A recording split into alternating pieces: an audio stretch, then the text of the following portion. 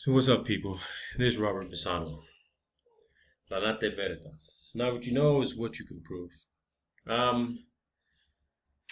was having a conversation with my partner in crime, John, yesterday, and we were discussing some issues regarding the double slit experiment and quantum mechanics.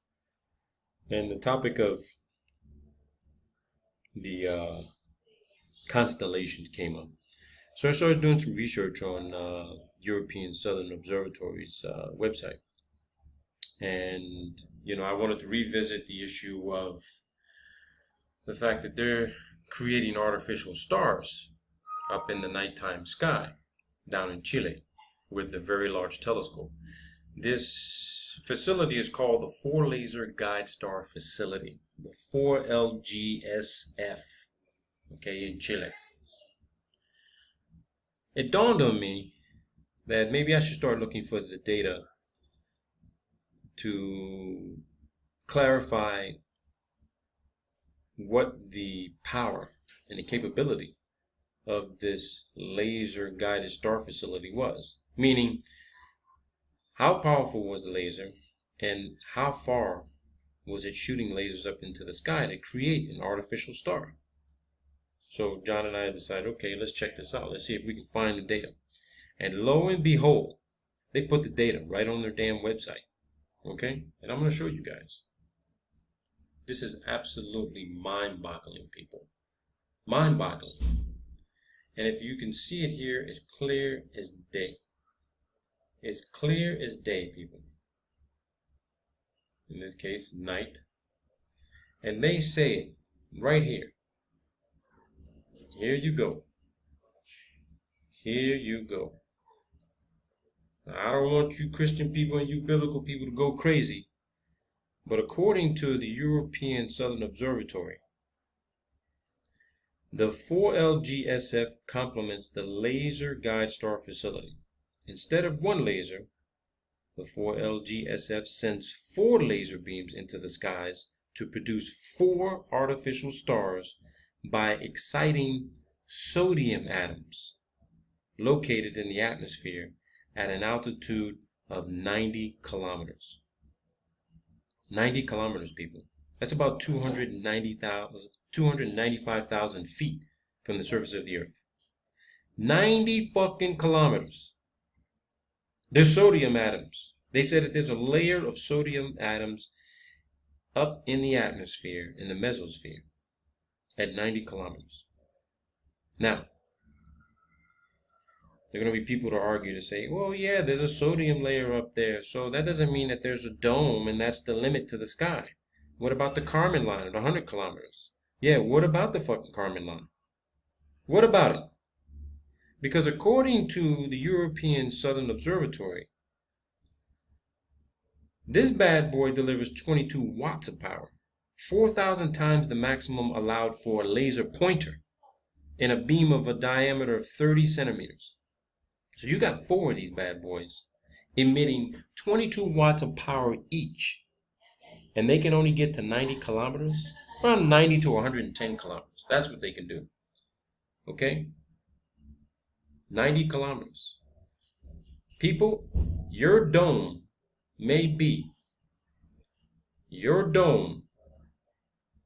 the covered limit to our ceiling may be between 90 and 110 kilometers above the Earth's atmosphere. That's what they're saying. Okay? They say the fluorescent light that is emitted by the sodium atoms and collected by the telescope has been affected by the atmosphere in the same way as the light emitted by real stars. So, the fluorescent light from the sodium atoms can be used by the adaptive optics system to measure and compensate for the distortions introduced by the atmosphere. Now, I'm not going to get into all this atmospheric science. It's something we're going to do for a later date, because we're going to keep addressing this shit, okay? But the fact that they said they're able to locate a layer of sodium in the upper atmosphere at between 90 and 110 kilometers, it might confirm what is below is above, or what is above is below. We got seawater at sea level. That's sodium. Highly concentrated. Salt fucking water. And you're telling me there's a layer of sodium above us? I gotta rethink everything now. I gotta rethink things regarding the fucking lunar wave. Meaning the moon is within our atmosphere and it's floating around up there in some sort of fluid, dynamic environment. If you throw in superfluid helium with that, I just don't know. This is real shit that we gotta start experimenting with. Real shit. Because sodium, if you bring it down to almost close to absolute zero, like with helium-4, it's going to freeze over. Could that explain how the ice is coming out of the fucking sky? That it's so cold up there that this shit just freezes over and drops out of the sky? There's been ice balls just drop out of the fucking sky. Has anybody ever tried to taste the fucking hailstone that came out of the sky to see if it's salty?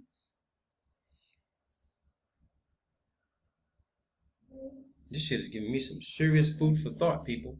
Serious fucking food for thought. 90 fucking kilometers. 90 kilometers. Which means that our entire constellation system, our entire fucking constellation system is no higher than fucking 110 kilometers, give or take. Meaning that all the fucking stars are somewhere around 300 fucking thousand feet, people.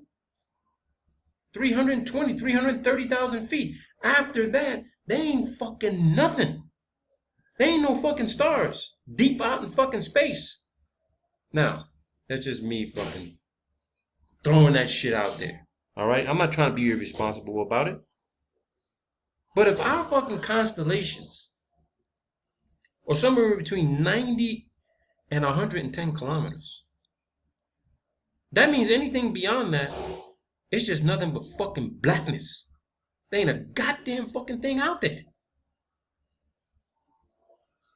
So what the hell are they claiming is Mars, Venus, Saturn, Mercury, Uranus, Pluto? All these deep fucking space nebulas, all this other bullshit. Where the fuck is this shit? Because according to ESO, our constellations are between 90 and 110 kilometers. And they're creating artificial fucking stars, 4 of them at one time.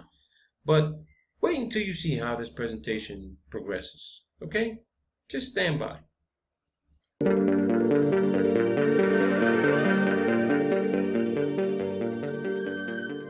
The Allgäu Public Observatory lies amidst the picturesque landscape of southern Germany.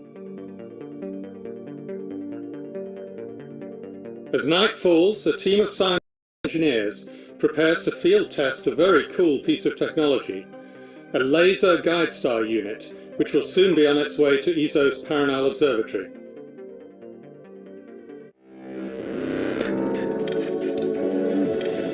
This is the ESOcast. Cutting-edge science and life behind the scenes at ESO, the European Southern Observatory, exploring the ultimate frontier with our host, Dr. J, aka Dr. Joe Liska. Hello and welcome to the ESOcast. Today we are at the Allgäu Public Observatory in southern Germany, because this is where a team of scientists and engineers from ESO is testing a brand new laser guide star unit. What's that, you ask? Let me explain. Now, we've all looked at the night sky and seen the stars twinkling. Now, the stars themselves, of course, don't do any twinkling. The twinkling is caused by turbulence in the Earth's atmosphere. As the starlight crosses the atmosphere, it encounters different pockets of air, with different temperature and pressure, which bend the light in different ways. Now, I don't know if you guys saw that, but there was sort of like an atmospheric disturbance, like sort of a wave. Okay? You got to start thinking that lunar wave issue now. Because if what he's saying is true, this explains why that lunar wave is possible, on how it's possible. Thus causing distortions. In fact, you can see this effect often in broad daylight, whenever you look towards a distant object on the horizon on a hot day. Now, the twinkling is all very pretty and even romantic, but for us astronomers, it's actually a real problem, because it means that our images are blurred and less sharp than they could be if it wasn't for the atmosphere. So, what do we do about it? Essentially, we need a method to cancel out the distortions, in effect to untwinkle the stars. The way to do it is to bounce the starlight off a mirror that is slightly deformed in exactly the right manner to cancel out the distortions. But how do you know how to deform your mirror?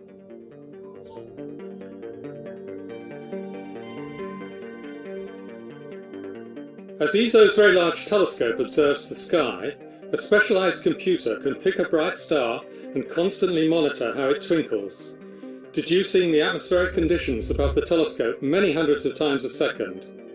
The computer then sends commands to a series of devices attached to a mirror in the telescope, bending and flexing it precisely in time with the atmospheric turbulence, cancelling out the distortion in the images. So for this correction process to work, you need a really bright star in the field of view of your telescope. But bright stars are very few and far between. And remember that the VLT was designed to image only a very small part of the sky at any given time. So for most observations, there just won't be a bright star in the field of view of the VLT. So what do we do now? Well, we make our own. 90 kilometers above our heads, in the upper atmosphere, is a relatively thin layer of sodium. If you fire a powerful laser beam into the sky, you can make these sodium atoms glow, thereby effectively creating an artificial star for the computer to lock onto. In 2006, ESO installed the Southern Hemisphere's first laser guide star on the VLT. This system greatly improves the telescope's power, meaning that the VLT can make even sharper images than Hubble for certain types of observation. But this is... Did he just say make sharper images even better than Hubble? Yes, he did. He says that a ground telescope can produce sharper images better than Hubble, which is supposed to not be in atmosphere at all. Okay?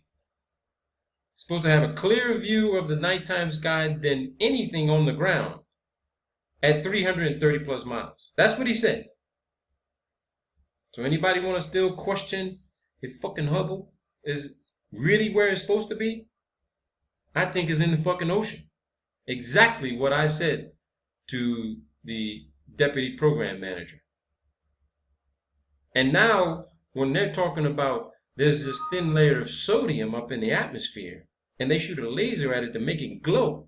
Oh my God, man. This is just getting too good now. We're starting to put all this shit together now. Now this shit is starting to come together. Let's keep listening. The existing system has limitations. It can only create one artificial star at once, meaning it can only correct the telescope's vision for a small part of the sky at any one time. It's also very bulky. The equipment has to be kept in a separate laboratory, and the laser beam fed along an optical fibre to the telescope.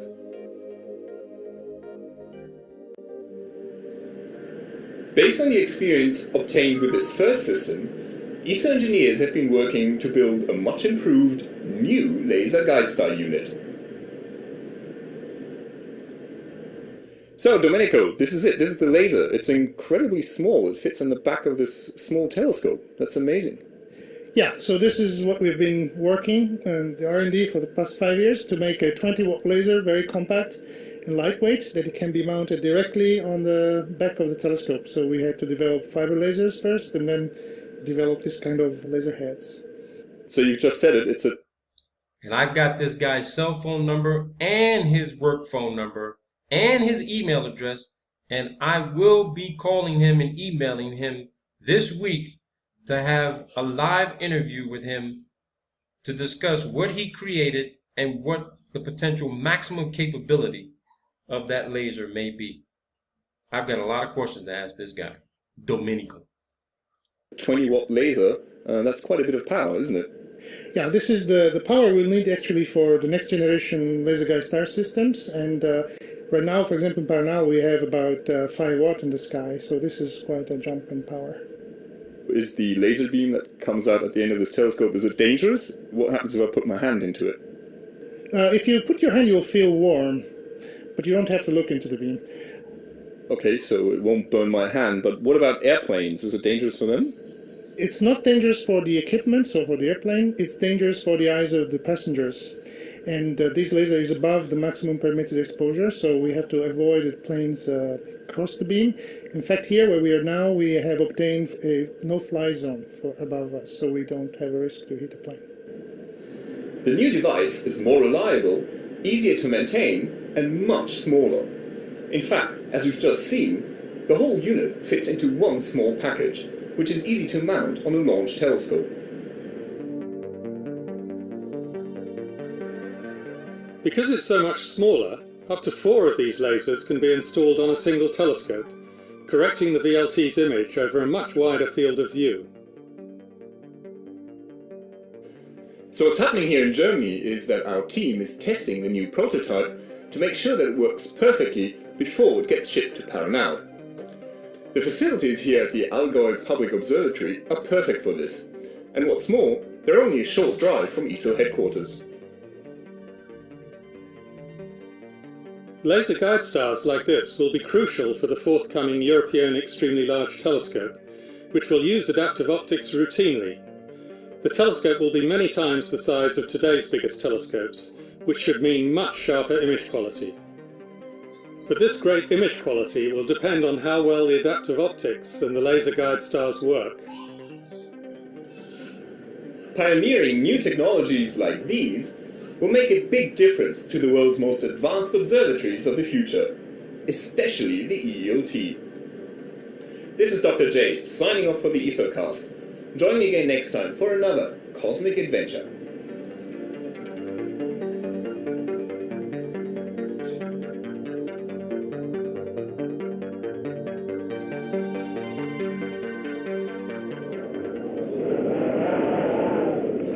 While we were filming this episode, we got a stark reminder of why ESO's telescopes are located on the mountaintops of northern Chile and not here in the hills of southern Germany. Thankfully, storms like this are not something you ever see at Paranal.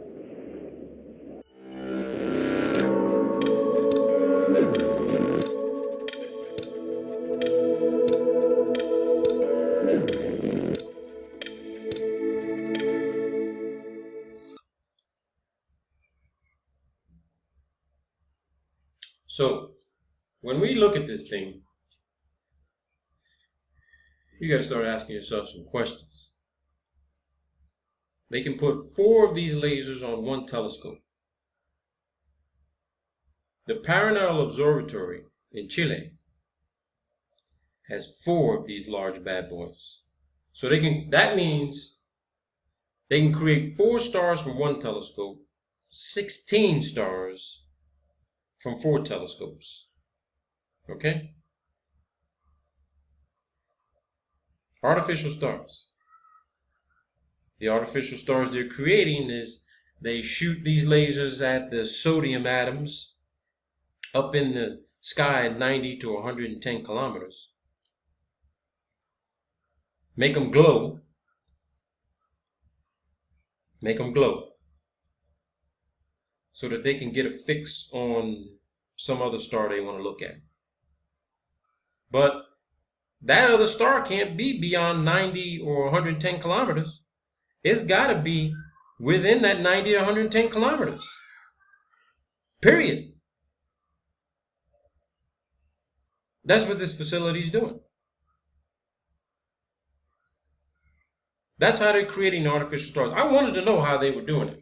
And I wanted to know what the capacity and capability of this telescope was, this laser guide star facility. And they're shooting these lasers up in the sky at 90 to 110 kilometers. That's where your constellations are. Now, here's what I want to do. I'm showing you photos right now of the Egyptian pyramids, on how the light was able to travel inside these pyramids. Look at it, cosmic particle detectors. The light was able to travel inside these pyramids and outside of it, meaning it was collected somehow. And, you know, I got somebody else who's a YouTube channel, Lee Bracker. Lee talks about breaking down the fact that pyramid, pyra, means fire. Mid means middle. Is it possible that these pyramids were used for the same exact artificial production of some other light show? Is it possible?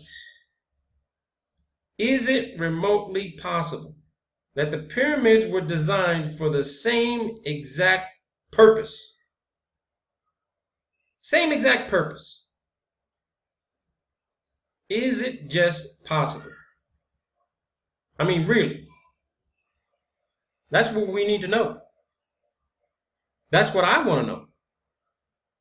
I shot this video before I had a chance to talk to Lee Bracker about it.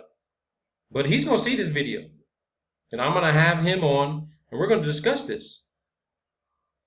Because there's been pyramids located all around the earth. Is it possible, aside from being burial grounds for royalty and pharaohs and kings and queens, when you look at the very large telescope in Chile, there's 4 of them. So if you want to compare that to, say, look at these bad boys as pyramids, modern day advanced technological pyramids, you got to decide for yourself. Because when you look at the pyramids of Giza and the pyramids in Maya and wherever else they're finding these pyramids, is it possible they were lined up with these fixed constellations in the sky? They were tracking these, like you see this picture, Sirius, Orion, Draco, Ursa Minor, Ursa Major, Orion. Is it possible that the pyramids were designed for the engineering of what we see today? Could Egypt be the answer? Is Egypt the answer to how all of this shit was created? How it was all engineered? Is what we see fucking real? Was it created by some creator? Should the Bible be looked at as a religious book from now on, or a science book on how everything is designed? Because according to the European Southern Observatory, there's a thin layer of fucking sodium at 90 to 110 kilometers. And they're shooting lasers up there, making these atoms glow to look like artificial stars. So that you have to ask yourself, what the hell are the stars made of? Because if you can shoot this 20-watt laser, could that mean that there may be, say, a constant generation of some sort of power, electromagnetism, electricity, like Tesla says, up in our upper atmosphere, right? The electromagnetic field, which is creating what we see up in the sky from ground level. Because once you get up above a specific altitude, you don't see shit in the sky. There ain't no stars. There ain't no stars. Everything is between 90 and 110 kilometers. There ain't nothing else. There can't be. Period.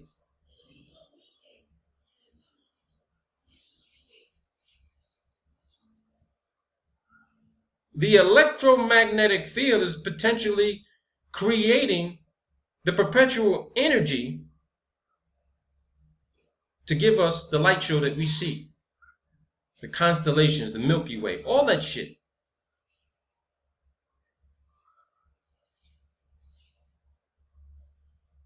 European Southern Observatory provided the answer to this shit, man. For me, it did. But I want you everyone to comment. Give me your input. Give me some science feedback. Don't just say, oh, completely dispense with it because you don't want to believe it. You saw it for yourself. So the next thing I want to show you guys is, this is a virtual physics experiment on bending light. Okay?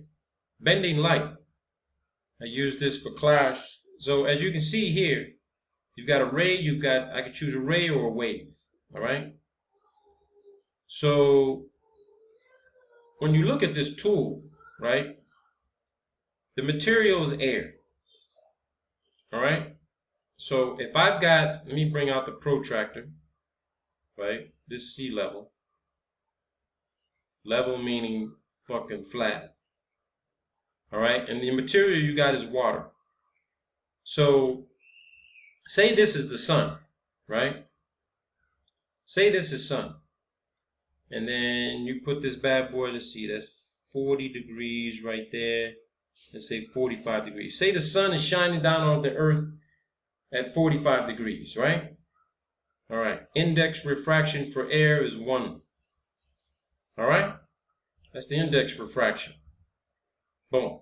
Let's see what happens. Sun's rays shining down on the earth at 45 degrees.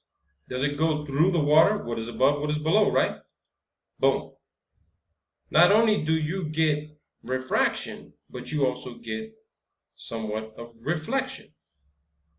Because you've got this 45-degree angle reflection back up into the atmosphere. Back up into the atmosphere. You see that reflection off the water. But as you start to change the angle,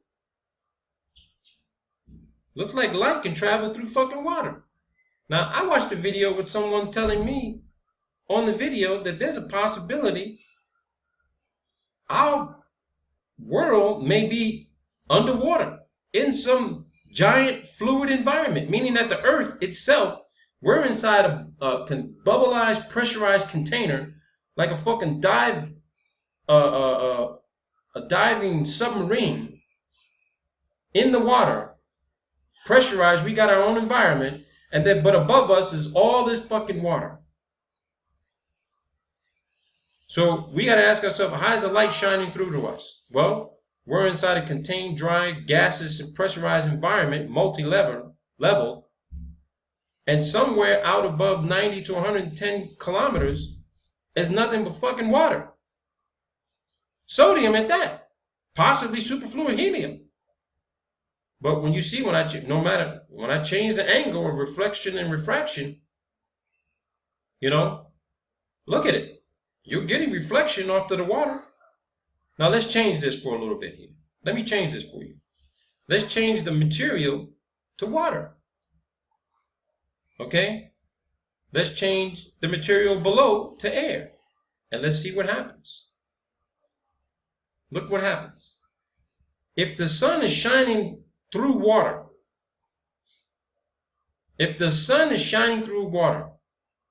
right? We got water above, we got air below. 45-degree angle. You're still getting reflection and refraction. The light is bending. So if your clouds are here and people want to know why the light is shining through the clouds the way it is, let me show you an example of what someone sent me 2 photos that they took yesterday of the sun shining through the clouds. Let me show you. Now, someone I know sent me this photo that they took yesterday. They took this photo yesterday. Look how the sun is shining through the clouds. Just look at that. Look, the light is bending. The light is being bent somehow, some way. It's a photo somebody sent me yesterday. That's a photo someone sent me yesterday. Okay? It goes the same photo. Just different angle. Look at the way the sun's shining through. You telling me that's a sun that's 93 million miles away? No, not fucking possible. Not like this. Not like this. Not based on this experiment. And this is just a virtual experiment, of course. But this is what's fucking happening. The sun at 45 degrees, shining through a sodium layer upper atmosphere at 90 to 110 kilometers, reflecting and refracting, bending the light. I changed the upper material to water, the lower material to air. To air. Now let's go with a wave. Let's see what a wave does. There you go. That's what happens in water. The wave is you have wave interference. Let's change the air, the material above to air. Let's change the material below to water. Look what you got. This is what you got right here. So rather it be a concentrated ray of light, particle, or wave, you get the same fucking result, people. Same result. Same fucking result. Now let's just say for argument's sake, okay? Let's say the bottom material instead of water is glass. Same deal. Same deal. Okay? Let's go back to water. But let's just say the upper, what we're going through is glass. You still have partial reflection and refraction, bending of the light. I don't know what to tell you. I'm definitely have to look over this shit a little bit more. But here goes some interesting things. Okay? Let's do this. Let's add prisms. Okay? Let's add a prism. So what we're going to do is this. We're going to rotate this. And let's add a prism. We're going to do this experiment with John and these guys too, right? So here you go. So what do we got? The objects we want to go through air, right? We want to go through air. We want reflections, refractions. Let's go with a protractor, okay? Now let's bring that point. We want this at what? We want this at 45. Do we want this at 45 degrees? Yeah, let's do this at 45.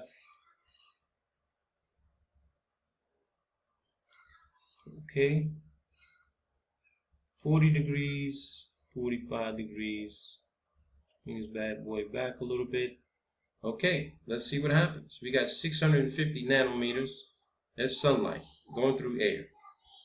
Boom. Look what we got. Look what we got. So what's this? Let's go with several beams. Let's go with, it's at nighttime. So let's see what happens when you go through water. Wow. Look how concentrated we go through water, and that's with a prism. Let's change this a little bit. Let's see what happens. Let's see when we change the angle of the prism to exactly 45 degrees. Look what we get. Just look what we get.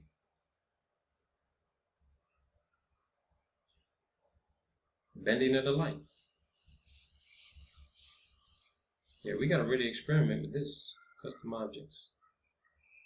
Let me see what happens when we go. The environment is water, but let's just say we switch it back to air. But the objects of refraction. Look at this.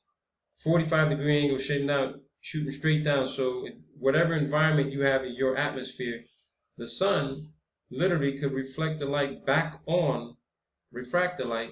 The refraction is refracted back almost in the opposite direction. Let's see what happens if you keep changing that. Holy shit. Okay. Let's go with a different surface here. Let's see what happens here. Let's remove this. How do I remove this? Okay, remove that out of the way. Still at 45 degrees. So let's just say this is your flat plane surface, right?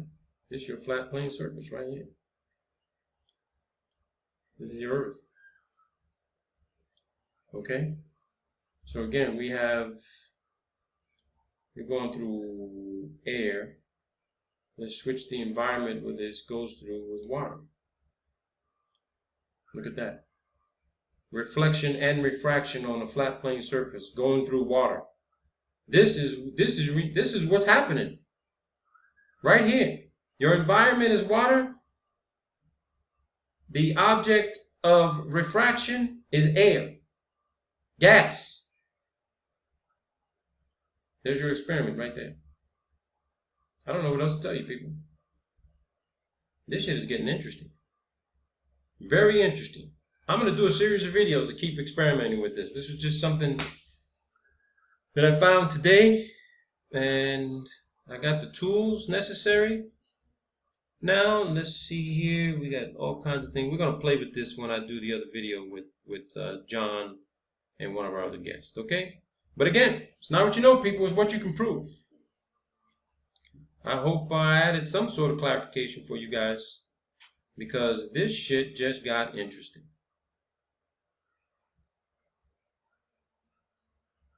Lasers at 90 to 110 kilometers. There goes your dome right there. Right there. 22 watts of power. What do you think you can do with 30 watts, 40 watts, 50 watts? Think about that. Could you create a fucking sun? Could you literally create what you believe you see up in the sky as the sun if you multiply this times 2 or 3 or 4? Is it possible to create the sun? I think so. But we're going to find out if it's possible. Peace out, people.